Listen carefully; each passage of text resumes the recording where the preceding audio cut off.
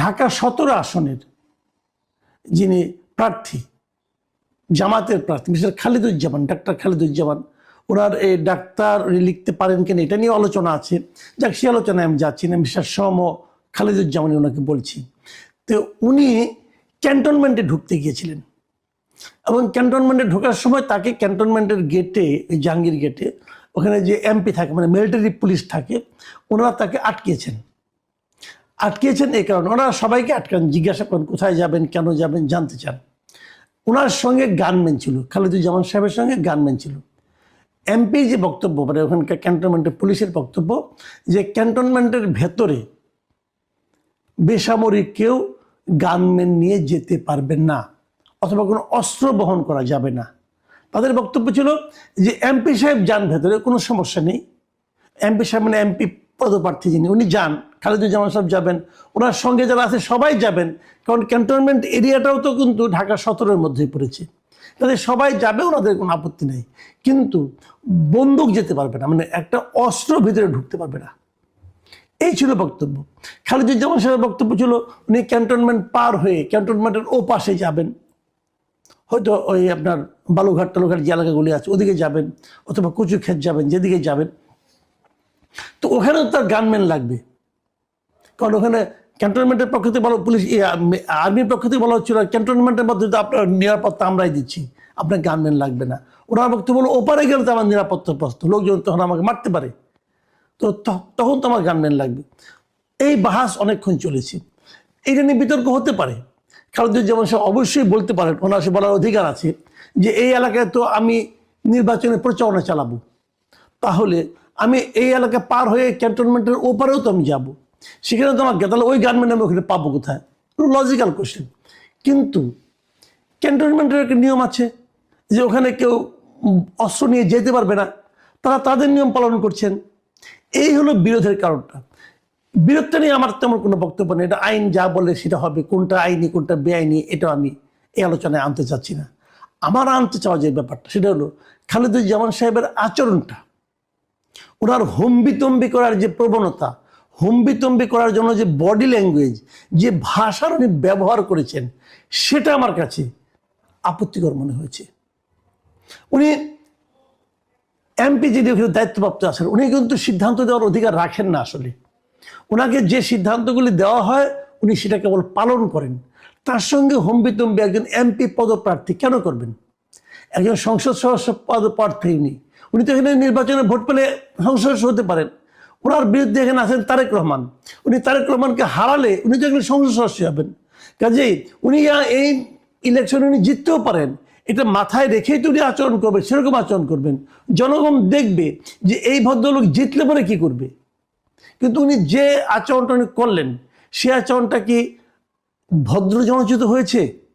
দেখুন, উনি ওখানকার মিলিটারি পুলিশের সঙ্গে কি বললেন, আমি কতগুলি কথা বলি। উনি নিজেকে তুলনা করলেন তারেক রহমানের সঙ্গে। উনি বললেন, আপনারা তো গান নিয়ে বসে আছেন, তারেক জিয়ার ক্ষেত্রে আপনারা তো জিব্বা দিয়ে রাস্তা চেটে ফেলতেছেন, আমরা কেন যেতে পারবো না? মানে তারেক জিয়া যখন যাবেন তখন ওনার জন্য জিব্বা দিয়ে রাস্তা চেটে ফেলছেন, এই কথা ওনাকে উনি ব্লেম করছেন। কবে করছেন এটা কাজটা? এই তুলনাটাকে ওনার মুখ দিয়ে এই ল্যাঙ্গুয়েজে আসা মানায়? কেবল ওখানে না, পরবর্তী সময়ে ওই এমপি যিনি আছেন মিলিটারি পুলিশ, উনি ওনার ঊর্ধ্বতনের সঙ্গে ফোন করলেন।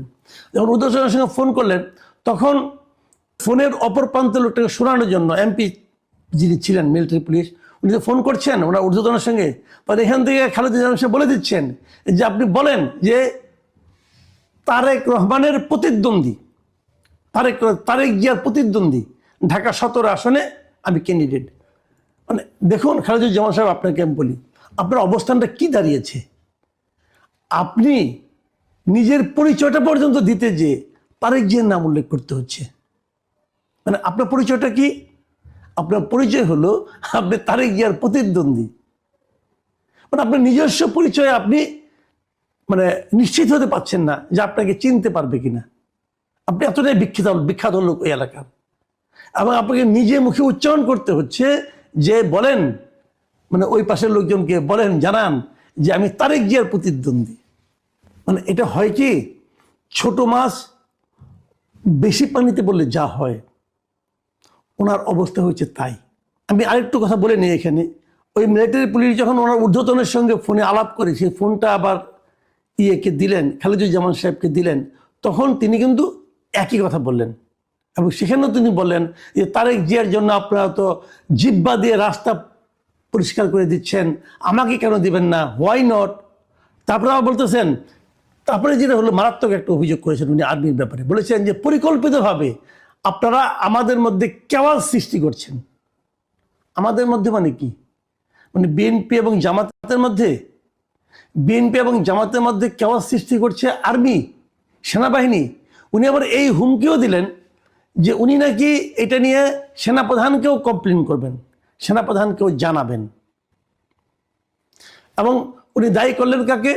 কিছু অফিসারকে। তিনি বললেন যে কিছু অফিসার নিজেদের ব্যক্তি স্বার্থ হাসিলের জন্য সুপরিকল্পিতভাবে 5 আগস্টের পর আমাদের দেশটাকে পুরো ধ্বংসের দিকে নিয়ে যাচ্ছেন। আমি সেনাপ্রধানের কাছে এটা কমপ্লেন করতে চাই। ভাবুন, তার মানে উনি সরাসরি বললেন যে 5 আগস্টের পরে এই দেশটাকে পুরোপুরি ধ্বংসের দিকে নিয়ে যাচ্ছে কিছু সেনাবাহিনীর অফিসার।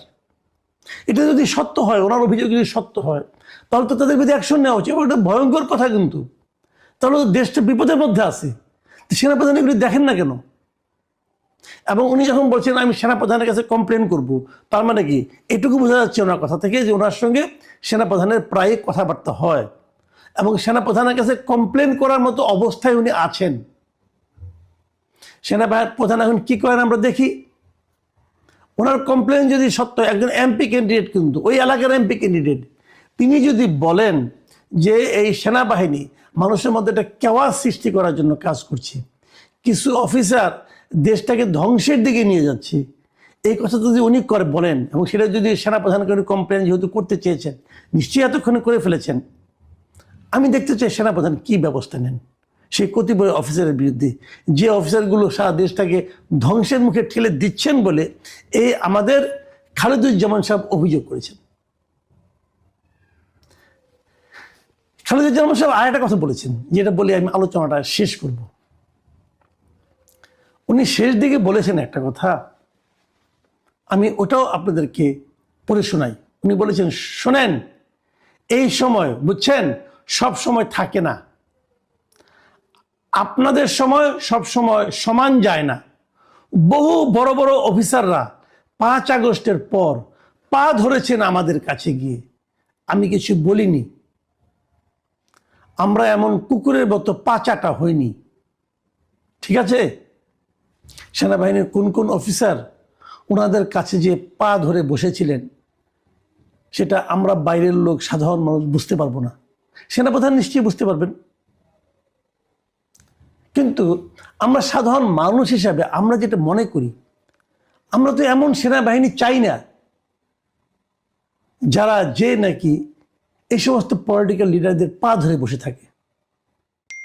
আমরা এমন মেরুদণ্ডহীন সেনাবাহিনী চাই না। উনি বলেছেন না কুকুরের মতো পা চাটা হয়নি, তার মানে ওনারা হননি, কিন্তু তাহলে সেনাবাহিনী হয়েছে। সেনাবাহিনী কুকুরের মতো পা চাটা হয়েছিল 5 আগস্টের পরে। আমি তো ব্যক্তিগতভাবে মনে করি 5 আগস্টের পরে সেনাবাহিনী, 5 আগস্টে যে ঘটনাটা ঘটেছে সেই ঘটনাটার পেছনে, স্বৈরাচার মুক্ত করার পেছনে সেনাবাহিনী একটা খুবই ইতিবাচক ভূমিকা ছিল। তো সেনাবাহিনী কেন যে খালিদুজ্জামান সাহেবের পা ধরে বসে থাকবেন, এটা তো আমার বুঝে আসে না। সেনাপ্রধান, আপনি কি বুঝতে পারছেন? আপনার সেই উপলব্ধি এবং সেই উপলব্ধির প্রকাশ কি হয় সেটা জানার অপেক্ষায় থাকলাম। প্রিয় দর্শক, এখন এই পর্যন্তই।